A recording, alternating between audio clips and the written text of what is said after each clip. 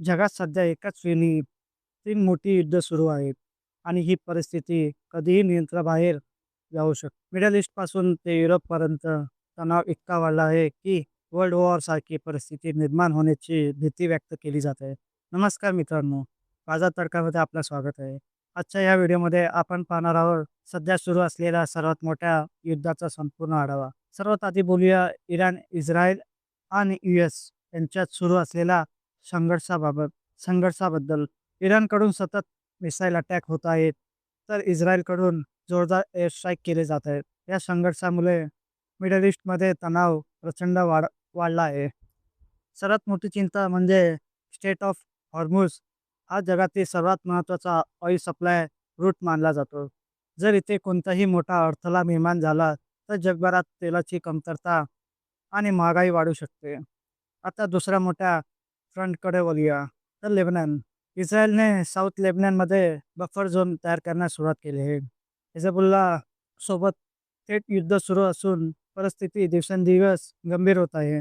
या संघर्षामुळे हजारो लोकांना आपली घरे सोडावी लागली आहेत. म्हणजेच हे युद्ध आता फक्त 2 देशापुरतं मर्यादित राहिलं नाही, तर आता तिसऱ्या मोठ्या युद्धाकडे पाहूया, तर रशिया आणि युक्रेन.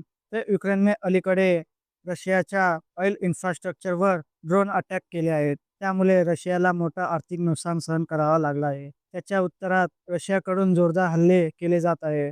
जरी पीस टॉकची चर्चा सुरू असली, तरी ही परिस्थिती अजूनही तणावपूर्ण आहे. सध्या जगभरात काय परिस्थिती आहे ते पाहूया. तर सिव्हिलियन कॅज्युअल्टीज वाढत आहेत आणि मोठ्या देशाचा इन्व्हॉल्वमेंट वाढताना दिसत आहे. ग्लोबल लेव्हलवर टेन्शन हाय आहे आणि अनसर्टेनिटी वाढली आहे. आता सर्वात महत्त्वाचा मुद्दा म्हणजे भारतावर याचा काय परिणाम होणार? तर भारत हा मोठ्या प्रमाणात तेल इम्पोर्ट करणारा देश आहे. त्यामुळे ऑइल प्राइस वाढले तर पेट्रोल आणि डिझेलचा दर वाढणार हे निश्चित आहे. त्याचा थेट परिणाम इन्फ्लेशनवरही होईल. स्टॉक मार्केटबाबत बोलायचं झालं तर व्हॉलॅटिलिटी वाढण्याची शक्यता आहे. शॉर्ट टर्ममध्ये मार्केटमध्ये चढ-उतार वाढतील आणि इन्व्हेस्टरसाठी रिस्क वाढेल. काही सेक्टर जसे आय-टी, फार्मा स्टेबल राहू शकतात, तर ऑइल कंपन्यांना फायदा होऊ शकतो. थोडक्यात सांगायचं झालं तर सध्या जगात अत्यंत संवेदनशील परिस्थिती निर्माण झाली आहे. 3 मोठी युद्ध सुरू आहेत आणि त्याचा परिणाम संपूर्ण जगावर होत आहे.